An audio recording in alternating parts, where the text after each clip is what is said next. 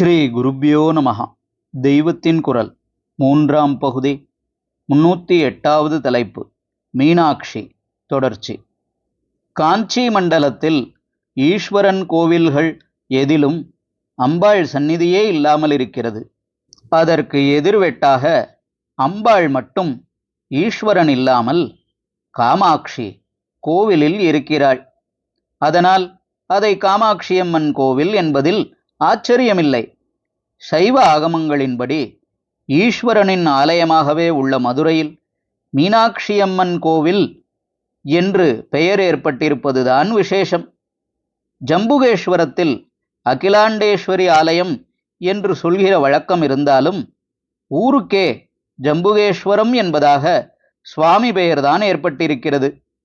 மீனாட்சியை ஆதிகாலத்திலிருந்து அநேக மகான்களும் கவிகளும் ஸ்தோத்திரம் செய்திருக்கிறார்கள். ஷியாமளா தண்டகம் என்று காளிதாசன் செய்திருக்கிற பிரசித்த ஸ்துதியில் சொன்ன ஷியாமளாதான் மீனாட்சி. ஷியாமளா, மாதங்கி, மந்திரினி என்றெல்லாமே மந்திர தந்திர சாஸ்திரங்களில் மீனாட்சிக்கு பேர். சங்கீதத்துக்கு அதிதேவதையாக எப்போதும் மாணிக்க வீணையை மீட்டிக்கொண்டிருக்கிறவள் அவள். கானாமிர்தத்தாலேயே மோக்ஷாமிர்தத்தை சாதித்து தருகிறவள். குறிப்பாக ஷியாமளா தண்டகத்தில் மாதா மரகதஷ்யாமா மாதங்கி மதசாலினி குறியாத் கடாட்சம் கல்யாணி கதம்ப வனவாசினி என்று வருவது மரகத பச்சையாக ஜுவலிக்கிற மீனாட்சியை சொல்வதாகவே இருக்கிறது. கதம்பவனம் என்பதுதான் மதுரை. கடப்பவனம் என்று தமிழில் சொல்வார்கள். ஓங்கார பஞ்சர சுகீம் என்று ஆரம்பிக்கிற நவரத்ன மாளிகையிலும் அம்பிகையை சங்கீத தேவதையாகத்தான் காளிதாசன் வர்ணித்திருக்கிறான். ஓங்காரம் என்ற கூட்டிலிருக்கும் கிளி என்று அம்பிகையை வர்ணிக்க ஆரம்பிக்கிறான். மதுராபுரியில் மீனாட்சி வீணாதாரிணியாக இல்லாமல் கிளியைத்தான் கையில் வைத்து கொண்டிருக்கிறாள். மீனாட்சி பஞ்சரத்னம் என்று ஆச்சாரியாலும் பண்ணியிருக்கிறார்.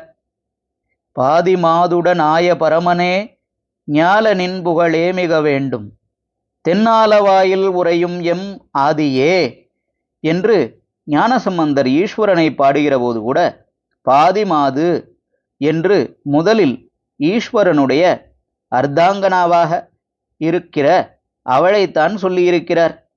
இப்படி பல கவிவாணர்கள் அம்பாளை பாடியிருக்கிறார்கள். குமரகுருபரர் மீனாட்சி அம்மை பிள்ளை தமிழ் என்று சாக்ஷாத் ஜெகன்மாதாவை குழந்தையாக வைத்து ஸ்தோத்திரித்திருக்கிறார். அதை கோவிலிலேயே அரங்கேற்றம் பண்ணினார்கள். அப்போது ஆட்சி செய்து கொண்டிருந்த திருமலை நாயகரின் அக்ராசனத்தில் அரங்கேற்றம் நடந்தது. குமரகுருபரர் பாட்டுக்களை சொல்லிக் கொண்டு வரும்போதே திடீரென்று அங்கே அர்ச்சகருடைய பெண் குழந்தை வந்து திருமலை நாயகரின் கழுத்தில் போட்டுக்கொண்டிருந்த முத்து மாலையை கழற்றி குமரகுருபரரின் கழுத்திலே போட்டுவிட்டதாம். இதென்னடா இந்த பெண் இப்படி பண்ணுகிறது என்று எல்லோரும் பிரமித்து போயிருக்கும் போது அந்த பெண் அப்படியே கர்ப்பகிரகத்துக்குள் போய் அந்தர்தானமாகிவிட்டதாம். அப்போதுதான் எல்லோருக்கும் மீனாட்சியே இந்த ரூபத்தில் வந்து குமரகுருபரருக்கு பகுமானம் பண்ணிவிட்டு போயிருக்கிறாள் என்று தெரிந்தது. ஹரஹர சங்கர ஜெய ஜெய சங்கர. தெய்வத்தின் குரல் மேலும் ஒலிக்கும்.